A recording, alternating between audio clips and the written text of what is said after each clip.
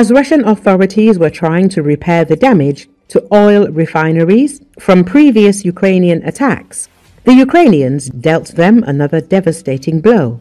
By starting a new wave of strikes with long-range drones, the Ukrainian army targeted Russian oil production facilities to disrupt this key enemy source of income, according to Euromaidan Press media outlet. Ukrainian forces have reignited their strategic campaign against Russia's oil infrastructure, resuming targeted drone strikes on critical refineries after a calculated pause. After concentrating on disabling Russian air defenses and radars in the past month, Ukrainian military leaders patiently allowed Russia to begin costly restoration efforts at previously damaged facilities.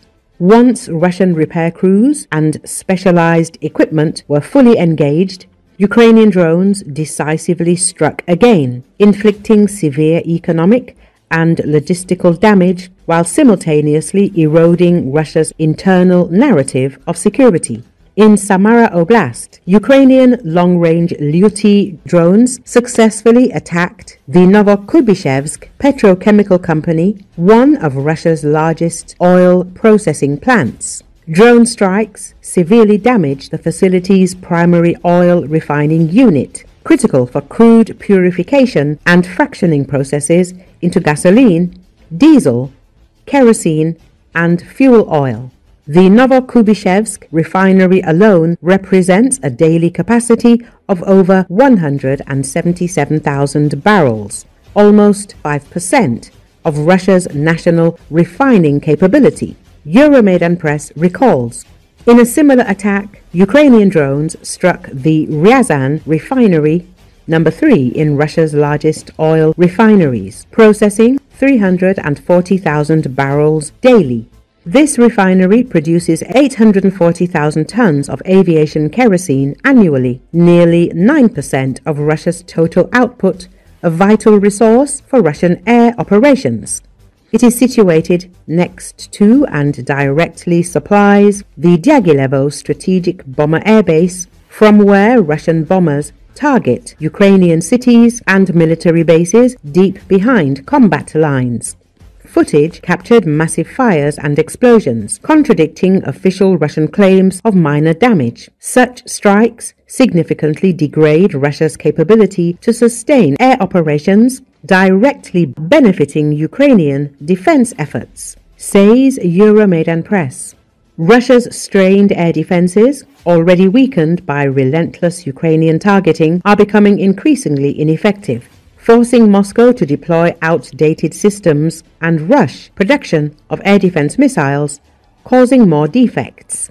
Such desperation recently resulted in a friendly fire incident near Sochi, where a Russian missile intended for a Ukrainian drone veered toward urban areas, causing civilian casualties. Meanwhile, Ukrainian drone strikes inflicted serious damage on oil storage depots in Sochi and Adler, igniting tanks at Lukoil and Rosneft facilities. Krasnodar Governor Veniamin Kondratiev confirmed deployment of over 120 firefighters to control the blaze at a major depot storing 2,000 cubic meters of fuel.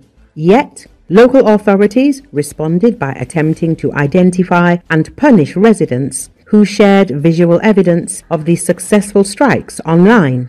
Additionally, Ukraine hit the refinery in Kstovo, near Nizhny Novgorod, an already damaged facility previously targeted in January. The renewed strike represents Ukraine's tactic of exploiting Russian vulnerabilities after costly restoration efforts. Another drone attack sparked a large fire at an oil facility in Volgograd, underscoring Ukraine's renewed campaign against Russian oil infrastructure. Euromaidan Press says, the strategic secret behind Ukraine's approach lies in carefully timed repetition strikes, allowing Russians to rebuild and restaff targeted refineries before striking again magnifies economic damage and drains resources. The psychological impact on Russian society is equally devastating, publicly demonstrating the Kremlin's inability to secure vital assets. This persistent vulnerability undermines the government's image, dismantles official assurances of safety, and weakens public morale.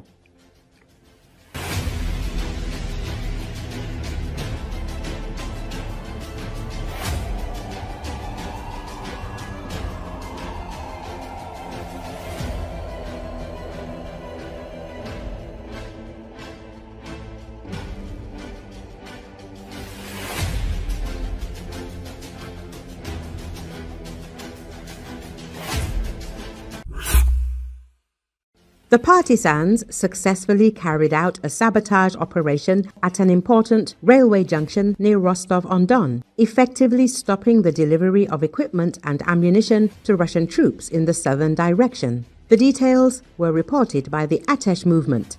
As reported by the movement, their groups continue to purposefully disable key elements of Russian logistics, disrupting the plans of the Russian command and slowing down offensive actions. This time, the target of the attack was a railway junction near the village of Kalinino. This section is a critical point on the enemy's logistical map. It is here that the main flow of rail traffic passes, heading southwest towards the temporarily occupied territories. Trains with equipment, ammunition, fuel and manpower moved through this hub every day. The partisans write, during the operation, one of the main relay cabinets that ensured the operation of the node was disabled. This completely stopped traffic along the route, forcing the Russians to look for alternate routes. Atesh continues to carry out targeted strikes on key links in the enemy's logistics. Each such strike slows down the offensive, disrupts the occupiers' plans, and brings victory closer. The partisans said, recall recently the Arched station was attacked, and the traction substation and contact network was also hit. The entire south of the Russian Federation is on fire, from Adler to the railway stations in the north. This is already the 11th attack. The targets were mainly traction substations, Kotelnikovo, Novocherkassk, Pichano-Kopskoy, Timashevsk, etc. Under fire is the southern corridor of Russian railways, the connection with the main ports of the Black Sea region bypassing the Krasnodar junction. The bottleneck is either through Timashevsk or through Tikhoretsk. Both stations have been attacked. Last year, the Russians' railway transported 275 million tons of cargo here, more than in any other region. Grain and oil, the shortest route through Suez and beyond. Naturally, not only grain, but also fuel and lubricants, spare parts for harvesting, fertilizers, seed material, precursors for explosives, imports from the Transcaucasus countries. Plus, there are supplies to the front and the occupied territories. Military and civilian logistics in the Luhansk and Donetsk regions are heavily dependent on the railway. All supplies depend on the railway. Raw materials for factories, ammunition and fuel for the front will be delayed, and sorting stations will be overflowing with crude oil and grain. These problems in Russia need to be exacerbated, and since Moscow is heavily dependent on Russian railways, the goal is obvious.